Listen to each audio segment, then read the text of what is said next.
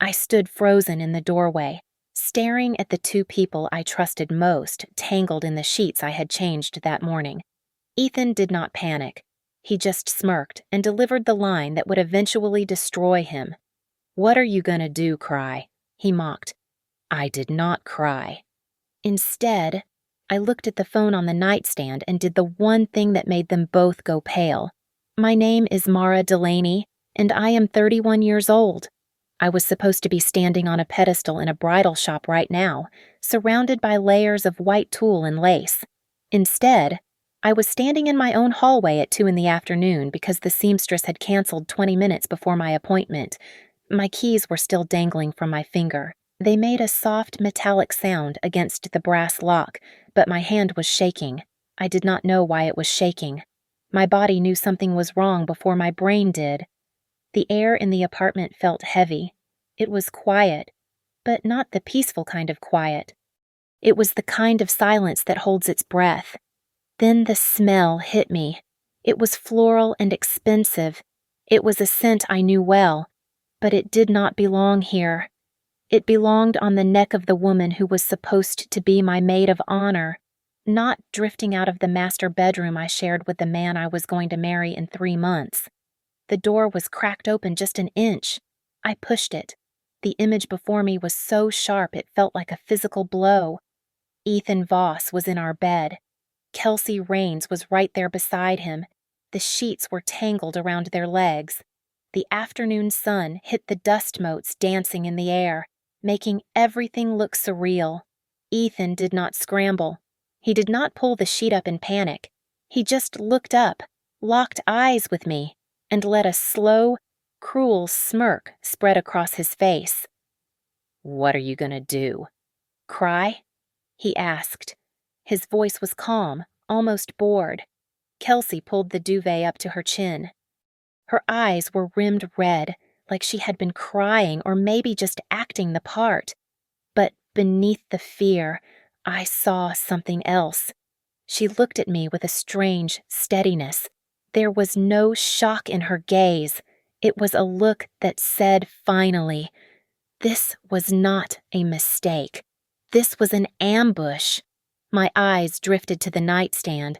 Next to a half-empty glass of water sat my engagement ring. It was not where I left it. I always kept it in the velvet box in the bathroom.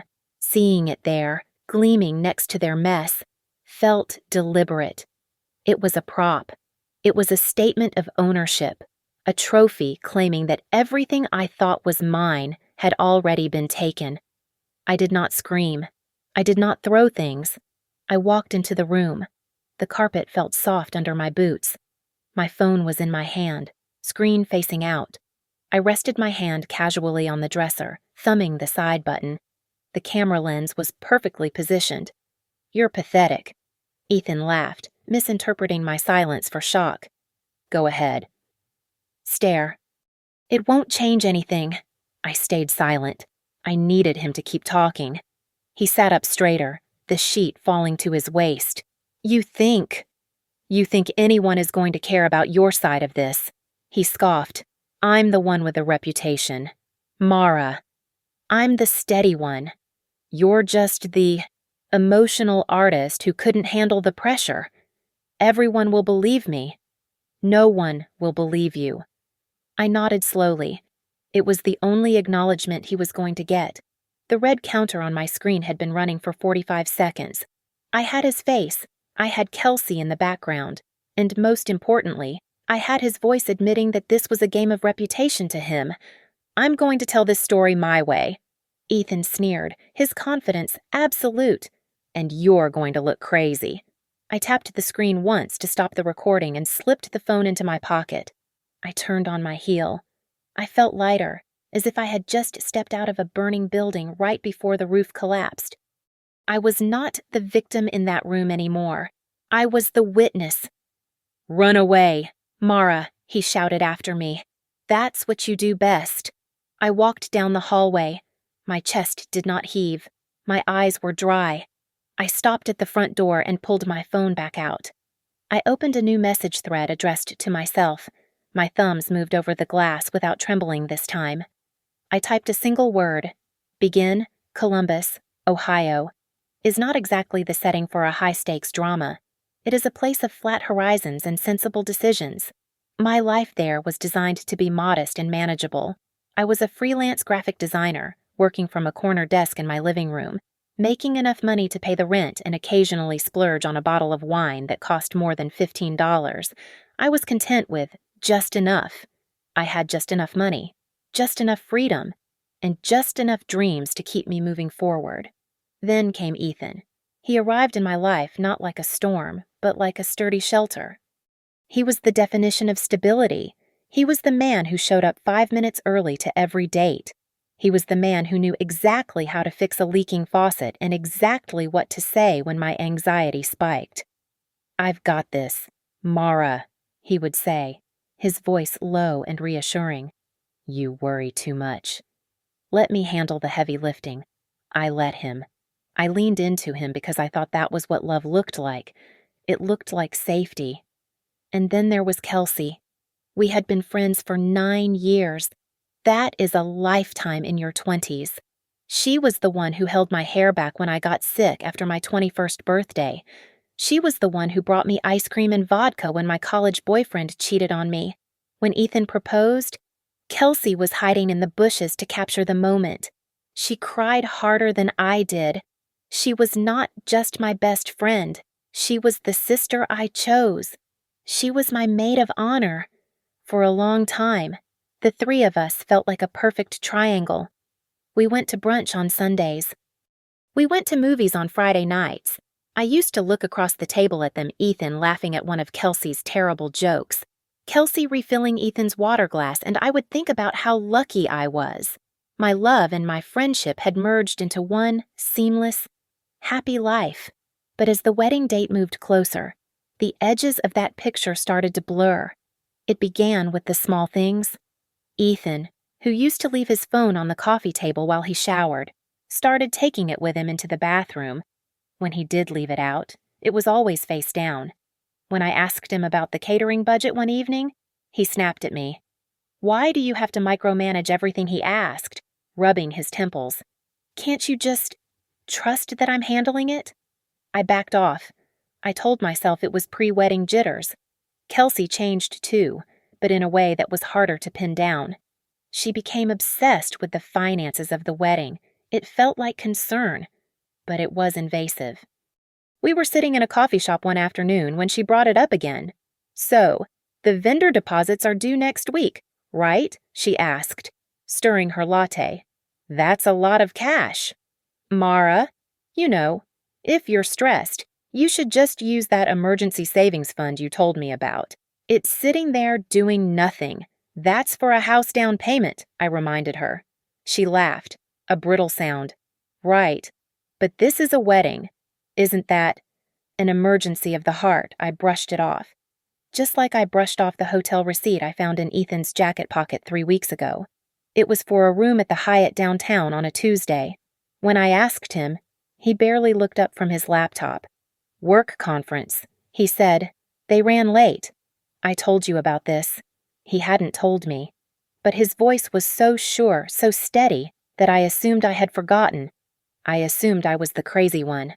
I remembered a moment from 2 months ago. Kelsey and I were looking at floral arrangements. She had slipped up and called me Mrs. Voss before correcting herself. She had giggled, covering her mouth. At the time, I thought it was sweet anticipation. Now, looking back, I realized it was a private joke. She was trying on my name to see how it tasted. The most painful realization, however, was not the receipt or the phone habits. It was a memory of a rainy Tuesday last November. I had given Kelsey the password to my laptop and my cloud storage. "Here," I had written on a sticky note, "just in case something happens to me and you need to access my files for my parents. You trust me this much?" she had asked, her eyes wide. "Your family," I had replied. I sat on my couch, the silence of the empty apartment ringing in my ears. The betrayal was not just about sex. It was not just about the bedsheets. It was about the architecture of the lie. They had used my trust to dismantle my intuition. They made me doubt my own eyes so they could operate in plain sight. They did not just steal my fiancé, they stole my right to be suspicious. And that was a debt I intended to collect. 2 days passed without a single apology from Ethan. Instead, I received a text message that was brief and commanding. It said to meet for a family dinner at the steakhouse on 3rd Avenue at 7 in the evening. He claimed we needed to have a mature conversation to finalize the wedding schedule. I knew exactly what this was. It was not a dinner. It was a tribunal. I walked into the restaurant with a clear objective. I was not there to defend myself. I was there to let them talk until they ran out of rope. The restaurant was packed. The air smelled of roasted garlic and expensive red wine. The noise level was high, which was perfect for what Ethan had planned. He wanted an audience, but he also wanted the safety of a public space where I could not cause a scene without looking unstable. Both sets of parents were already seated. My mother looked anxious, twisting her napkin. Ethan's parents looked grim, their arms crossed. Ethan sat at the head of the table. He did not look like a man who had been caught cheating 48 hours ago. He looked like a martyr. I wanted everyone here because, well, things have been hard lately. Ethan started. He kept his voice low, forcing everyone to lean in. Mara has been changing. She's been distant, cold. She isn't the woman I asked to marry me. I sat in silence. I felt a hand on my arm. It was Kelsey. She was sitting right next to me, her face a mask of concern. She squeezed my forearm gently. "It's going to be okay, sweetie," she whispered, loud enough for the whole table to hear. "We're all here for you." The touch made my skin crawl. It was a performance designed to make her look like the supportive best friend while simultaneously painting me as the fragile, broken link. I did not pull away. I let her play her part. Ethan took a deep breath and looked down at his hands.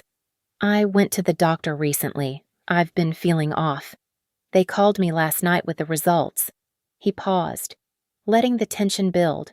He looked up, his eyes locking onto mine with a look of profound betrayal. "I tested positive for an STD." The air left the table. My mother gasped audibly. Ethan's mother covered her mouth. "I have been faithful to you every single day, Mara," Ethan said, his voice trembling with manufactured emotion. "Every single day. So there is only one way this happened." He didn't need to say it. The implication hit the table like a physical blow. In 15 seconds, he had turned the entire reality upside down. He wasn't the cheater. I was. He wasn't the villain. He was the victim of a promiscuous, careless woman. "I don't want to marry a cheater," Ethan declared, leaning back as if the words physically pained him. The table turned to me. 4 pairs of parental eyes judged me. They were waiting for the explosion. They were waiting for me to scream, to cry, to throw a drink, anything that would confirm I was the unstable one. I sat perfectly still. I did not blink. "I will go to a lab tomorrow morning," I said. My voice was level, devoid of any tremor. "I will get a full panel test, and I will send the certified results to everyone at this table." Ethan froze. The sorrow on his face flickered for a millisecond. He had prepared for a fight, not for data. Kelsey immediately jumped in. Tears welled up in her eyes instantly. "Mara, please, don't make this a big thing. Just, let's handle this privately. Don't drag your parents through more of this." It sounded like she was protecting the family, but I knew better. She was trying to silence me. She was begging me to accept the lie to save face. I looked across the table at Ethan. He was watching me, looking satisfied. But then I looked down at his phone, which was sitting face up next to his wine glass. The screen lit up with a notification. He had claimed his doctor called him last night. But the notification on his screen was an automated alert from a website called Quick Check Online Services. It was a site I recognized from spam emails, a place where you could generate fake medical notes or novelty prank results for $20. He hadn't seen a doctor. He had downloaded a script. I looked at him, then at the notification, then back at him. A small, cold smile touched my lips. "I am not making a scene," I said softly. "I am just gathering evidence." The next morning, I drove 40 minutes to a clinic in a suburb where nobody knew my name. I did not want a sympathetic nurse or a doctor who played golf with Ethan's father. I sat in the sterile waiting room and filled out the paperwork with a steady hand. When I went in for the draw, I gave the technician specific instructions. I told her I needed a PDF report, digitally signed, stamped, and time-stamped down to the minute. I needed a document that could withstand a courtroom, not just a conversation. When I got back to my car, I did not go home. I went to a coffee shop with secure Wi-Fi and opened my laptop. I knew that if Ethan was willing to lie about a disease to destroy my reputation, there were no boundaries left. The war was no longer just in the bedroom, it was on the screen.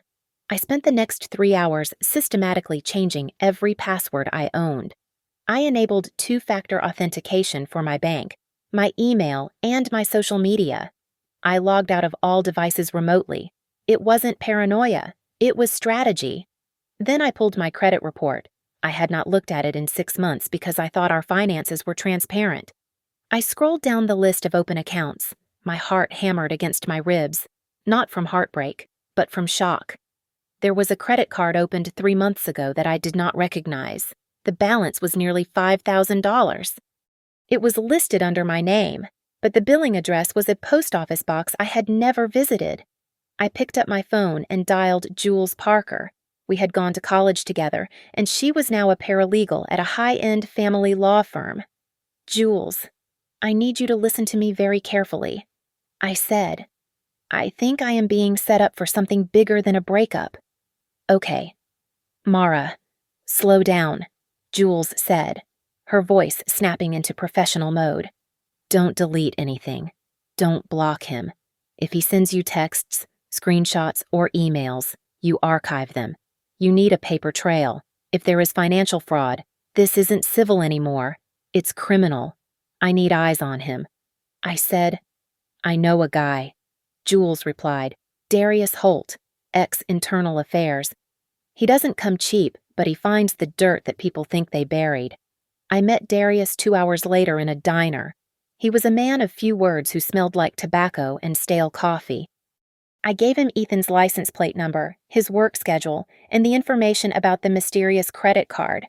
"I don't just want to know who he's sleeping with," I told Darius, sliding an envelope of cash across the table. "I want to know where the money is going." By late afternoon, my phone pinged with an email from the clinic. The results were negative, clean. I felt a cold rush of vindication. I didn't add a long explanation. I attached the file to a group message that included Ethan, Kelsey, and both sets of parents. I typed a single sentence: "I do not carry the blame for anyone." My phone rang 30 seconds later. It was Ethan. I watched it ring for a moment before answering. "Mara." His voice was tight, a mix of panic and aggression. "Why did you send that? You're embarrassing us. You're making this so much harder than it needs to be. I'm clearing my name." "Ethan," I said, my voice flat. "I still have my results," he shouted, his composure cracking. "I have proof, great," I said. "Send me the original PDF, not a screenshot, the file." I can't right now. I'm at work," he stammered. "You're being crazy. I love you. Mara, but you're pushing me." I hung up. An hour later, a text came in from Darius. It was a photo of a townhouse downtown. Subject A and Subject B entered at 5:15. The text read, "It's a short-term rental." I ran the booking info. It wasn't booked under his name. I frowned and typed back, "Who booked it?" Darius replied a moment later, and the text made my blood run cold. "It was booked under an email address that matches your cloud account, the one you use for your design business." I stared at the screen. They weren't just sleeping together in a rental. They were booking it in my name, likely using the credit card I never opened. They weren't just betraying me. They were building a life for themselves using my identity as the foundation. They were framing me for their own expenses. I wasn't just a victim of infidelity. I was the bankroll and the scapegoat. I returned to the apartment with a singular purpose. I needed to pack a bag, but more importantly, I needed to secure my digital life. The apartment was eerily quiet. Ethan had been there. His side of the closet was messy, and his laptop was gone from the desk. That was expected. What stopped me cold was the position of my external hard drive.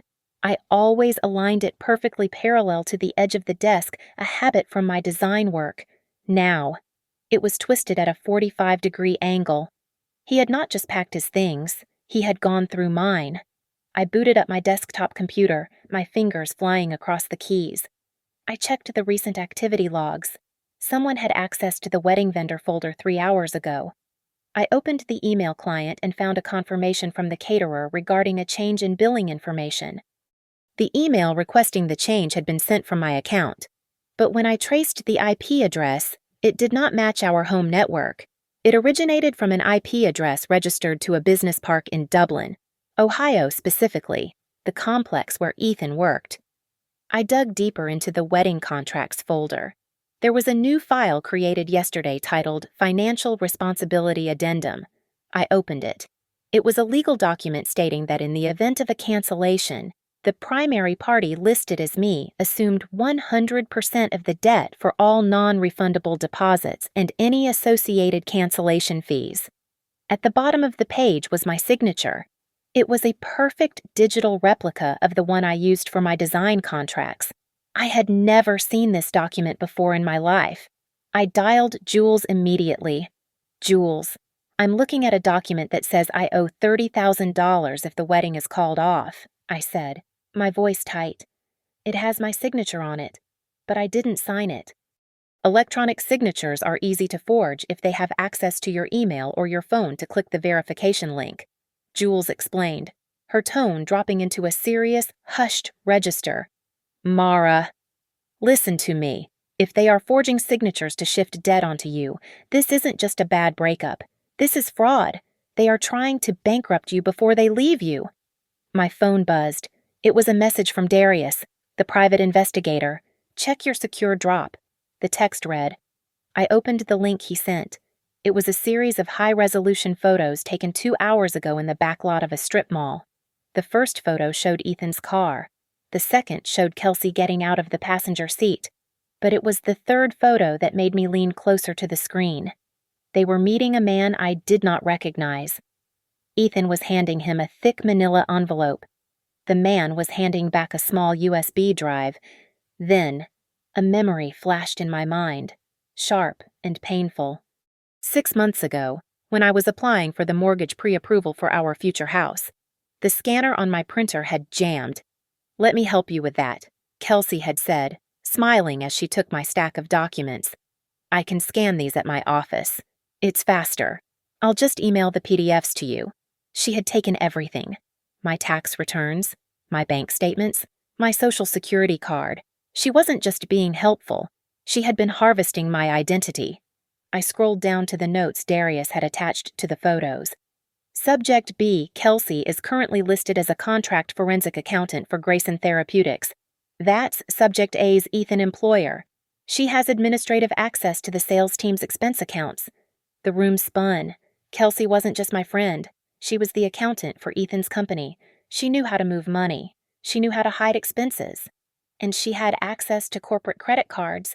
The picture snapped into focus like a terrifying puzzle. The credit card opened in my name. The fake medical results. The public humiliation designed to make me look unstable. The forged addendum assigning me the debt. They weren't just running away together. They were embezzling money from his company or somewhere else, filtering it through accounts set up in my name, and then planning to leave me with the debt and a destroyed reputation so no one would believe me when I cried foul. They were framing me to be the chaotic, cheating ex-fiancé who ruined her own finances.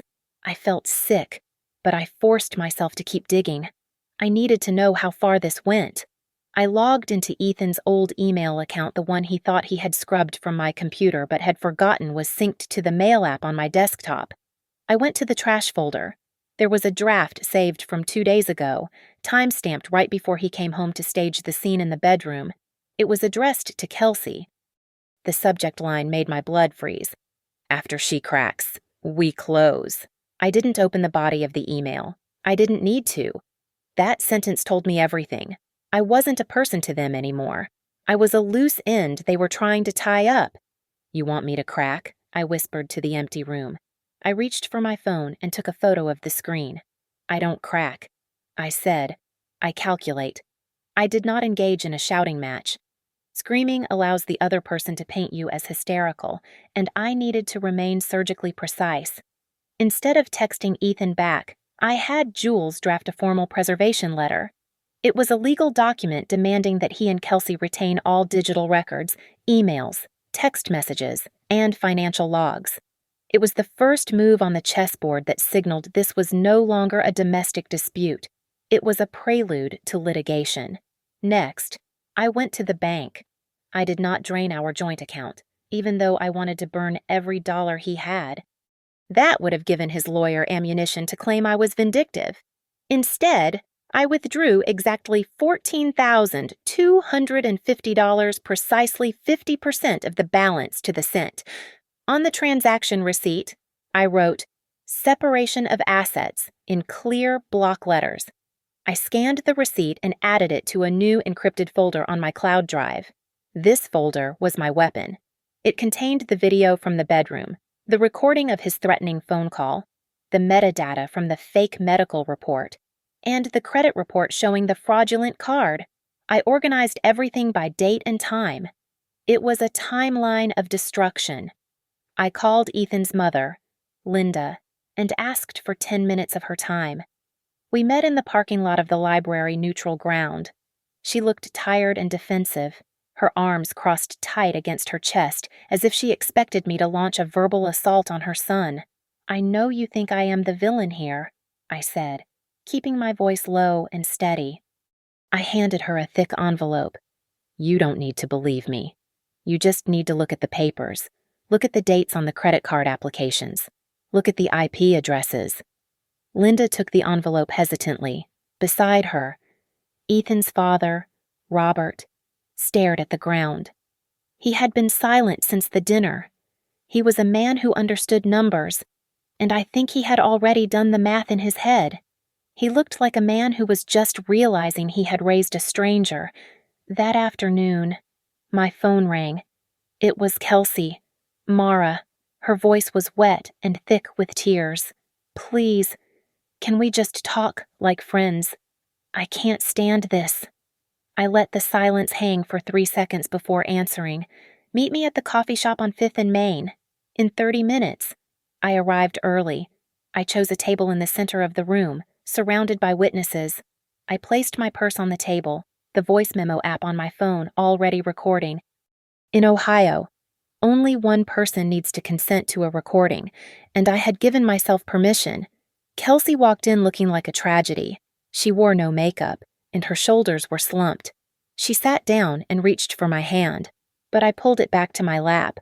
"I never wanted to hurt you," she sobbed, her voice trembling. It just happened. You have to understand. We were scared to tell you." I sipped my black coffee, scared to tell me what, oh, Kelsey. "That you were stealing my identity, or just my fiancé." She flinched. "No, it's not like that. Ethan said. He said he would loathe himself if he hurt you. He said he would handle everything. He just needed you to not react strongly so he could fix the finances before the wedding was canceled." The noise in the coffee shop seemed to fade. There it was, the confession. She had just admitted that the financial maneuvering was a premeditated plan to mitigate their damage at my expense, and that Ethan was orchestrating her actions. I leaned forward. I did not raise my voice. "Kelsey," I said, locking eyes with her, "do you know what the penalty for forgery is in this state?" The color drained from her face instantly. Her mouth opened, but no sound came out. She looked less like a friend and more like a trapped animal. "I suggest you get a lawyer," I said. I stood up and walked out of the coffee shop. The cool air hit my face. and for the first time since the bedroom, I felt a sharp, physical pain in my chest. It wasn't for Ethan. I had mourned him the moment he mocked me. This pain was for the 9 years of secrets, the late-night pizzas, and the shared dreams. The girl who had held my hair back when I was sick was the same girl who had forged my signature to bankrupt me. That betrayal didn't just break my heart, it severed my history. Darius laid the corporate dossier on my coffee table. It was thick, heavy, and damning. He had confirmed that Ethan was a sales lead at Grayson Therapeutics, a mid-sized pharmaceutical company with an obsessive focus on compliance and ethical spending. Their employee handbook was 60 pages long, and Darius had highlighted the section on expense fraud in neon yellow. "Look at the dates," Darius said, pointing to a spreadsheet. I traced the line with my finger. On the night Ethan had humiliated me at the steakhouse, accusing me of infidelity in front of our parents, he had paid the bill with his corporate American Express. He had listed the expense as client retention dinner. The irony was suffocating. He had used company money to stage his personal theater, but it went deeper. Darius turned the page to a vendor list. Kelsey was listed as a consultant under a vague LLC for marketing services. There were monthly invoices for $2,500, approved by Ethan, for services that never existed. They were siphoning money out of Grayson Therapeutics to fund the lifestyle they claimed I was too uptight to provide. I am not going to sue him for heartbreak. I told Jules over the phone an hour later. I am going to report a financial crime. Jules guided me through the process. We did not send a ranting email to his boss. We filed a formal affidavit of identity theft and fraud regarding the unauthorized use of my name and credit on the fake addendums, and we copied the compliance officer at Grayson Therapeutics because my personal data had been entangled with their vendor payments. It was a sterile, bureaucratic missile aimed right at the foundation of Ethan's career. The reaction was almost immediate. 3 hours later, my phone lit up. It was Ethan. "Are you trying to ruin me?" The text read, "HR just flagged my accounts for an immediate audit." "Stop this." I did not reply. 10 minutes later, he called. I let it go to voicemail, then listened to the recording immediately. "Mara, baby, please pick up." His voice cracked, sounding breathless and terrified. "I can explain. It's not what it looks like. It was Kelsey. She pushed me into this. She said we needed the extra cash for the deposit. She's manipulative, Mara. I'll cut her off. I swear.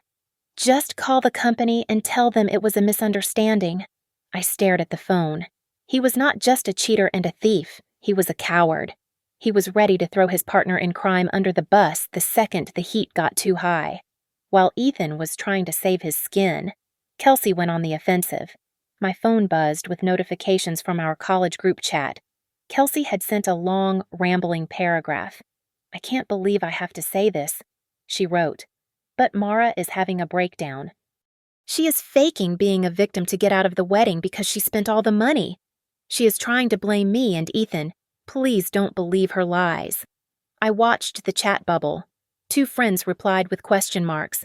Another asked what was going on. They were confused. They still saw this as a messy breakup, a he said, she said drama. I opened my gallery. I selected the screenshot of the financial responsibility addendum showing my forged signature. Next to it, I attached the server log Darius had found, showing the document was created and signed from the IP address of Kelsey's laptop at Grayson Therapeutics. I sent it to the group with no caption. I let the data speak. The scene count on the message jumped to 5, then 8, then 12. The typing bubbles appeared and then vanished. Nobody replied. The silence was heavy and absolute. They weren't looking at a bad breakup anymore. They were looking at a felony. And in that silence, I knew the tide had turned. They were no longer spectators at a drama. They were witnesses to a crime. The legal system is usually a slow, grinding machine, but fraud has a way of greasing the wheels. By Tuesday morning, I had successfully voided the venue contract. I sat across from the wedding coordinator, sliding the affidavit of forgery across her mahogany desk. When she saw the proof, the timestamps, the IP address logs, and the police report number, her professional demeanor cracked. She processed the refund immediately. I walked out with 80% of my deposit returned to my account. It was not just about the money. It was about reclaiming the assets they had tried to use as leverage against me. Ethan realized his grip was slipping. That afternoon, his lawyer sent over a settlement offer. It was insulting. He offered to assume the debt he had fraudulently created in my name, but there was a catch. I had to sign a strict non-disclosure agreement. He wanted to buy my silence to save his career.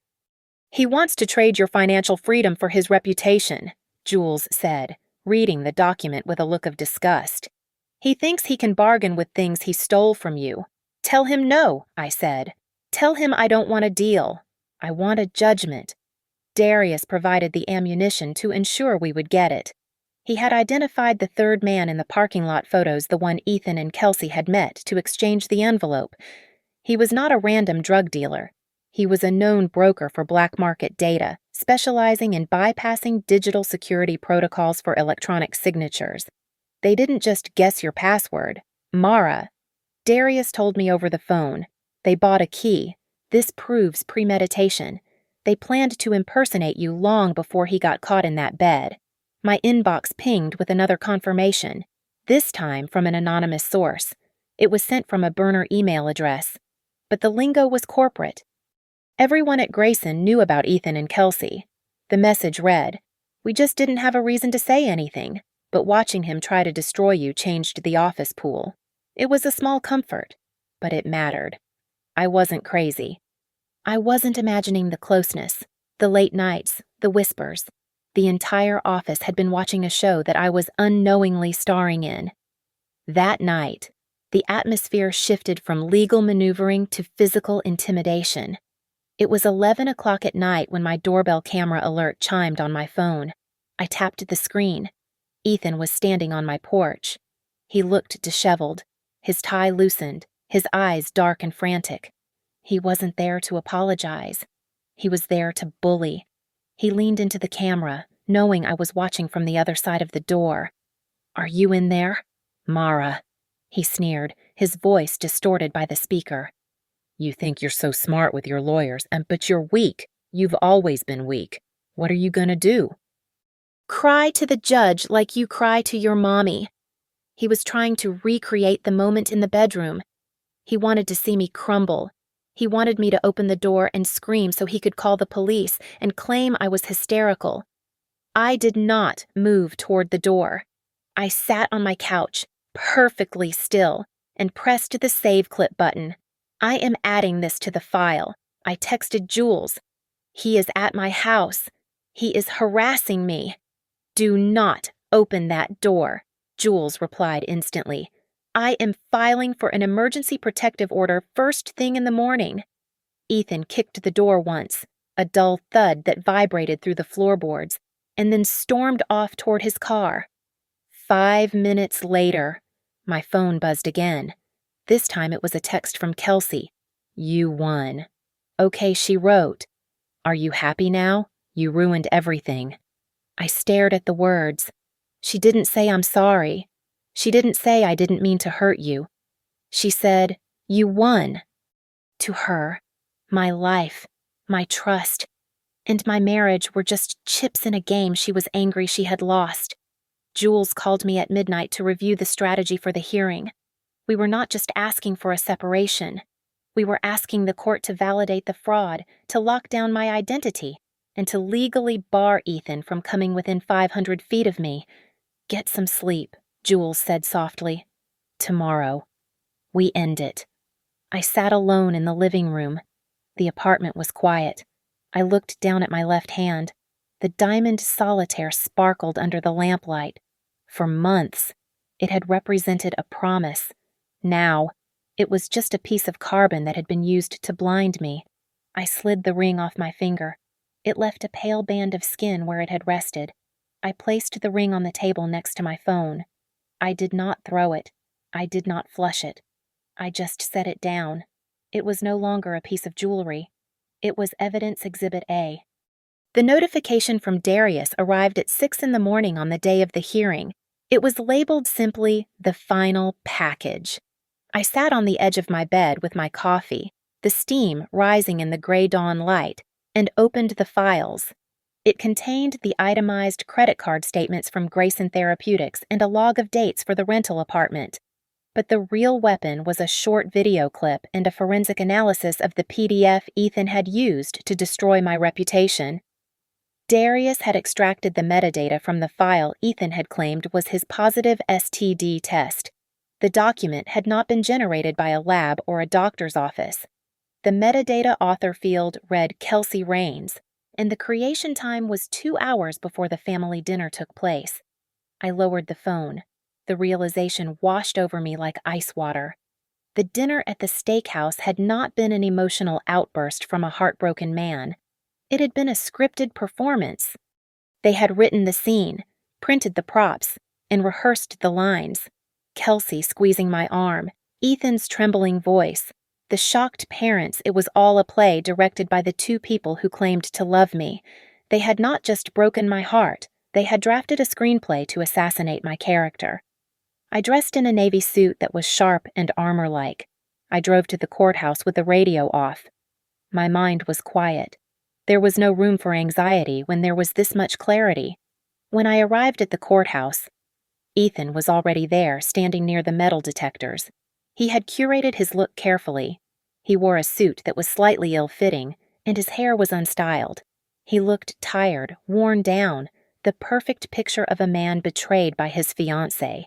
It was a costume designed to solicit sympathy from the judge. Kelsey stood a few feet away. She was dressed in a modest cardigan and a knee-length skirt, looking like an innocent witness dragged into a messy situation. But her eyes gave her away. She kept darting glances toward the entrance, and when she saw me, her posture stiffened. She looked at me not with guilt, but with vigilance. She was calculating the odds. Ethan's lawyer approached me and Jules before we could enter the courtroom. He was a slick man with an expensive watch and a patronizing smile. "Ms. Delaney," he said, blocking our path. "My client is willing to offer an amicable separation. We drop the claims. You sign the non-disclosure agreement, and everyone walks away today. No need for a messy record." I looked at the lawyer, then passed him to Ethan, who was watching me with that familiar, arrogant tilt of his head. He thought I was cornered. He thought the silence of the last few days was submission. "We can talk," I said to the lawyer. In the mediation room, Jules looked at me, surprised, but she saw the set of my jaw and said nothing. We moved into the small in-windowless conference room reserved for pre-hearing negotiations. The air was stale. We sat on one side of the long table. Ethan and his lawyer sat on the other. Kelsey sat in the corner, clutching her purse. Ethan leaned forward, his facade of the sad victim slipping the moment the door clicked shut. He looked at my hands, noticing the absence of the ring. "I'm glad you're being sensible, Mara," Ethan said, his voice dropping to that patronizing tone he used when I was upset about something he deemed trivial. "This is for the best. You really don't want your condition to be a matter of public record." He was still doing it. He was still playing the role, even here, in a room where the truth was about to detonate. I reached into my bag and pulled out my tablet. I set it on the table, facing them. I did not turn it on yet. I just rested my hand on the screen. Ethan smirked. The mask dropped completely. He saw my hesitation as fear. He saw my silence as defeat. He leaned in closer, just like he had in our bedroom, confident that he held all the power. "What are you gonna do?" he whispered, mocking me with the exact same words that started this nightmare. "Cry." It was the mistake I had been waiting for. He had just confirmed, in front of witnesses, that his cruelty was a pattern. I looked him dead in the eye. My pulse was steady. My hands were still. "No," I said softly. "I'm just going to play you back." I pressed the play button on the tablet. The room was instantly filled with the sound of Ethan's voice, clear and undeniably arrogant. It was the recording from the bedroom, followed immediately by the phone call where he threatened to destroy my reputation. The lawyer on the other side of the table stiffened. Ethan's face drained of all color as he heard his own voice sneering. "I'm the one with the reputation. No one will believe you. I did not stop there." Jules opened the binder and laid out the forensic report. We presented the metadata from the so-called positive medical test, proving it had been created on Kelsey's laptop 2 hours before the dinner. We laid out the server logs showing that the financial liability addendum had been signed using my name from an IP address inside Grayson Therapeutics. "This is not a breakup dispute," Jules stated firmly. "This is evidence of identity theft, fraud, and a conspiracy to commit financial abuse." Ethan looked at the documents, then at his lawyer, who was currently closing his briefcase as if realizing he was defending a sinking ship. Panic took over Ethan's features. He turned sharply toward Kelsey. "I didn't know about the money," Ethan stammered, his voice rising in pitch. "It was her. Kelsey handled the accounts. She's obsessed. She told me she would fix it." The room went silent. Kelsey stared at him, her mouth open in disbelief. The man she had betrayed her best friend for was throwing her to the wolves to save his own skin. "You told me to do it," Kelsey screamed, standing up and pointing a shaking finger at him. You said we needed the cash for the deposit. You said she would never check the credit report." The mediator raised a hand to silence them, but the damage was done. They had confessed. The mediator looked at the evidence and then at Ethan with undisguised disgust. He granted the full protective order immediately. He also stated that due to the clear evidence of fraud, the financial files would be forwarded to the district attorney's office for criminal review. My phone buzzed on the table. It was a message from Darius. He had forwarded a memo. Grayson Therapeutics had been contacted by the authorities regarding the misuse of company assets. Ethan was suspended effective immediately pending an investigation, and Kelsey's contract had been terminated for ethical violations. In the span of 20 minutes, they had lost their leverage, their jobs, and each other. I looked over at the parents seated in the back of the room. Ethan's mother was weeping into her hands, not out of sympathy, but out of sheer humiliation. His father stared at the floor, unable to meet my eyes. The people who had doubted me, who had thought I was the unstable one, now looked down in shame. Ethan tried to lunge toward me as I stood up to leave. "Mara, wait, we can fix this," he shouted. Desperate. The security guard stepped between us, his hand heavy on Ethan's chest. Ethan looked at me over the guard's shoulder, searching for anger, for hate, for anything that would show I still cared. I looked him in the eyes and felt absolutely nothing. It was not hatred. It was the complete absence of feeling. He was a stranger to me. I signed the final papers dissolving the engagement and confirming the return of my assets. I gathered my things and turned toward the door. "What are you gonna do?" Ethan screamed after me, his voice cracking, echoing the question he had asked when he thought he had won. I paused at the threshold. I did not turn back. I just hit play. I said calmly. I pushed the heavy doors open and walked out of the courthouse. The air outside was crisp and clean. I did not look back at the building. I walked straight into the sunlight, finally free. Thank you so much for listening to my story. Please comment down below where you are tuning in from, as I would love to connect with you and hear your thoughts on the ending. Please make sure to subscribe to Victoria Revenge Stories, like the video, and hit the hype button to help this story reach even more people.